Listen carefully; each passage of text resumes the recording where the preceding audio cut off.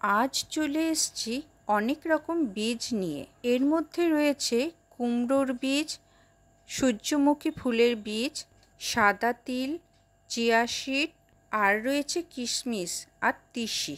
আজ আমি যে রেসিপিটা দেখাবো সেটা আমাদের শরীরের জন্য খুবই হেল্পফুল। আরও নিয়েছি কাঠবাদাম। সব কটা বীজই 100 গ্রাম করে রয়েছে। এই বীজগুলোকে একসাথে সুপার সিডস বলা হয়। এর কারণ হলো আমাদের শরীরের জন্য খুবই উপকারী আর স্বাস্থ্যকর। তবে কিভাবে খাবেন সেটাও তো জানা দরকার। প্রতিদিন ছোট চামচে 2 চামচ করে ব্রেকফাস্টের সাথে খেয়ে নেবেন। দুধ, কর্নফ্লেক্স বা টক দই যেটাই খাবেন তার সাথেই মিশিয়ে নেবেন।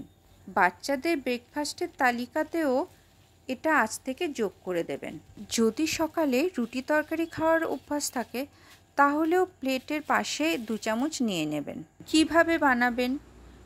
প্রথমেই একটা ফ্রাই প্যান গরম করে তার মধ্যে সব কটা বীজের প্যাকেট খুলে এক এক করে গরম ফ্রাই প্যানে ঢেলে দিন। সব প্যাকেটের বীজগুলো ফ্রাই প্যানে দিয়ে দেওয়ার পরে 1.5 চামচ বিট নুন ছড়িয়ে দেব।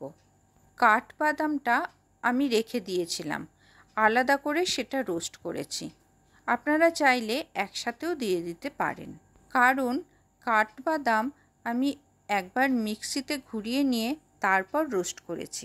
কাঠবাদাম অন্য সিডসগুলোর থেকে আকারে একটু বড় হওয়ায় যাতে আলাদা করে মুখে না পড়ে তার জন্যই আমি এটা করেছি।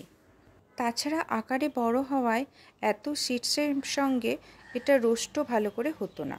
এখানে খেয়াল রাখতে হবে কোনো কিছুই 2 থেকে 3 মিনিটের বেশি রোস্ট করা যাবে না, তাতে খাদ্যগুণ নষ্ট হবে। 2-3 মিনিট একটু নাড়াচাড়া করে রোস্ট করার পরে আমরা ফ্রাই প্যান থেকে নামিয়ে নেব। এটা একবার বানালে 2-3 মাস স্টোর করে রেখে দিতে পারবেন। এবার বীজ থেকে বিট নুন আলাদা করার পালা। একটা ছাঁকনি বা ঝাঁঝরিতে এই বীজগুলো নিয়ে ছেঁকে নিয়ে একটা এয়ারটাইট কন্টেনারের মধ্যে ঢেলে নেব, অথবা একটা প্লাস্টিক প্যাকেটের মধ্যে রেখেও প্লাস্টিকের মুখটা ভালো করে আটকে রেখে দিতে পারেন।